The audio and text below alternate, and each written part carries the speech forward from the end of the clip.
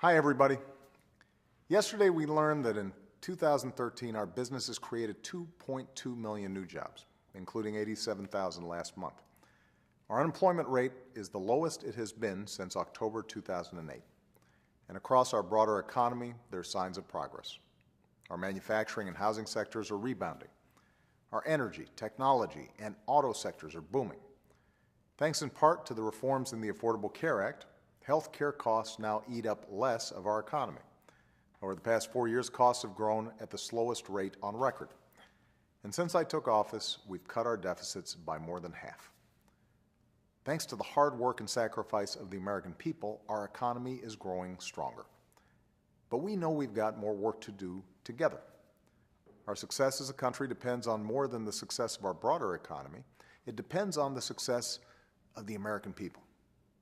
It depends on your ability to make ends meet, provide for your family, and with a little hard work, feel like you can get ahead. So we've got to keep our economy growing and make sure more Americans have the opportunity to share in that growth. We've got to keep creating jobs that offer new opportunity and make sure those jobs offer the wages and benefits that let you rebuild some security. We've got more kids to educate and families to get covered with health insurance and an immigration system to fix. And we've got to make sure this recovery leaves no one behind. So this will be a year of action. I'll keep doing everything I can to create new jobs and new opportunities for American families, with Congress or on my own, and with everyone willing to play their part. And that action should begin by extending unemployment insurance for Americans who were laid off in the recession through no fault of their own. This vital economic lifeline helps people support their families while they look for a new job. And it demands responsibility in return by requiring that they prove they're actively looking for work. But before the holidays, Republicans in Congress just let that lifeline expire for 1.3 million Americans.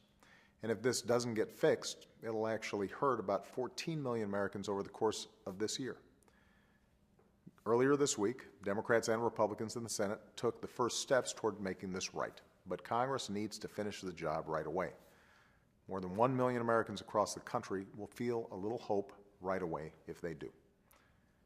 Working folks are looking for the kind of stable, secure jobs that went overseas in the past couple of decades. So next week, I'll join companies and colleges and take action to boost the high-tech manufacturing that attracts the kind of good new jobs a growing middle class requires.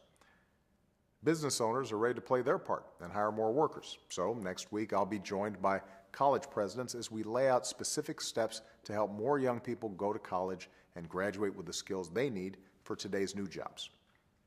Later this month, I'll host CEOs at the White House to announce commitments we're making to put more of the long-term unemployed back to work.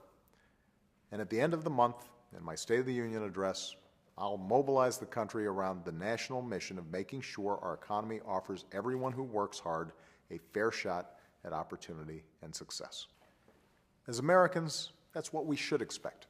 And after everything you've done to recover and rebuild from the crisis this past 5 years, after all your hard work and sacrifice, that's what you deserve. Thanks. Have a great weekend.